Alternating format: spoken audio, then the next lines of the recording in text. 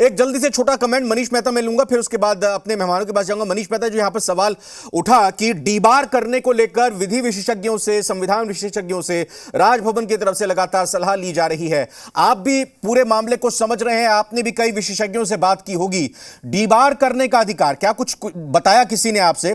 पुष्ट तौर पर हम चाहेंगे आप बताइए, डीबार करने का अधिकार ये चुनाव आयोग की तरफ से सिफारिश के तौर पर आया होगा या फिर ये राजभवन की कैपेसिटी में होगा कि वो डीबार कर पाए? देखिए रविंद्र, को कि दोनों ही जो संस्थाएं हैं वो संवैधानिक संस्थाएं हैं और इस पर कुछ भी टिप्पणी बिल्कुल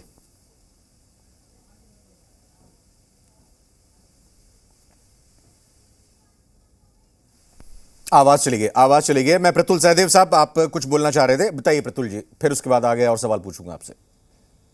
देखिए, मुझे नहीं समझ में आता कि महागठबंधन में इतनी बेचैनी, इतना भय का माहौल क्यों है। कोई हमने तो सिंपल एक प्ली किया था, एक गुजारिश की थी राज्यपाल के पास कि माननीय मुख्यमंत्री ने ऑफिस ऑफ प्रॉफिट का उल्लंघन किया है और सेक्शन 9 ने रिप्रेजेंटेशन ऑफ पीपल एक्ट का उल्लंघन किया है, इस पे सेक्शन 192 के तहत कार्रवाई हो। उस पे इलेक्शन कमीशन ने सुनवाई के बाद अब अपना जो बताया जा रहा है मीडिया में कि अपनी अनुशंसा भेज दी है। तो इसमें सरकार के पास अगर ये क्लेम करते हैं 50 का नंबर है जैसा ये क्लेम कर रहे हैं, हालांकि मिथिलेश ठाकुर ने तो हॉर्स ट्रेडिंग की बात कर डाली, 56 की बात करके। भारतीय जनता पार्टी कभी नहीं कह रही कि हमारे संपर्क में कोई झारखंड मुक्ति मोर्चा या कोई कांग्रेस का एमएलए।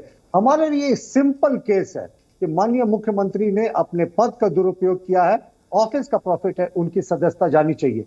ये सरकार का गिरने का नैरेटिव या भाजपा डिस्टेबलाइज कर रही है, ये एक नया नैरेटिव सेट करके झारखंड मुक्ति मोर्चा वो है अपना सिंपैथी कार्ड खेल रही है। ठीक है प्रतुल जी, मेरे साथ खत्री साहब भी हैं, मैं उनसे पूछ लेता हूं। आपने पहले ही कहा अपने सेंटेंस में कि पता नहीं बीजेपी से किस बात का डर है। खत्री साहब, आवाज आ रही होगी? चलिए मैं सवाल प्रतुल जी आप ही से ले लेता हूं। मुझे ऐसा लगता है कि आपने कहा ना किस बात का डर है, मुझे ऐसा लगता है कि ऑपरेशन लोटस का डर है।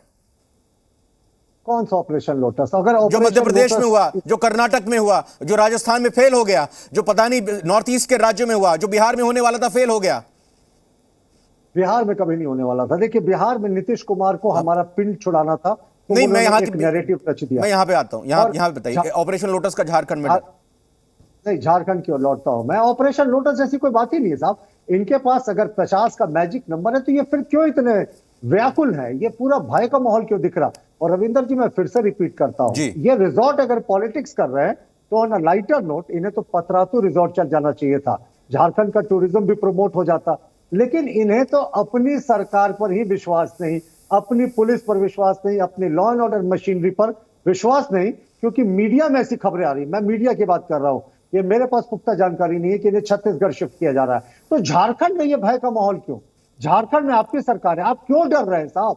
क्या आपको अपने कानून व्यवस्था पर विश्वास नहीं? और मुझे लगता है शायद इन्हें अपने कानून व्यवस्था पर इसलिए विश्वास नहीं क्योंकि रिकॉर्ड संख्या में मर्डर, रेप, एक्सटॉर्शन और जो अपहरण है इन्हीं के टेन्योर में हुआ है। लेकिन अभी भी बड़ा प्रश्न है कि हमारा सिंपल प्ली मुख्यमंत्री के डिस्क्वालिफिकेशन को लेकर था। हमने पूरे मजबूती से तथ्यों को इलेक्शन कमीशन में रखा था। बहरहाल फाइनल फैसले का हम इंतजार कर रहे हैं। कानून अपना काम कर रही है, संवैधानिक संस्थाएं अपना काम कर रही है, इस पर कोई टीका टिप्पणी उचित नहीं। लेकिन झारखंड मुक्ति मोर्चा में और जो महागठबंधन के दल है उनमें इतनी बेचैनी क्यों दिख रही है? 56 की संख्या पहुंच गए और जैसा आपके संपादक जी ने बताया कि 36-37 लोग पहुंचे। बहरहाल हम संख्या पर बिल्कुल नहीं जा रहे, ये तो संख्या का मामला ही नहीं है, ये सिर्फ माननीय मुख्यमंत्री जी की सदस्यता का मामला है।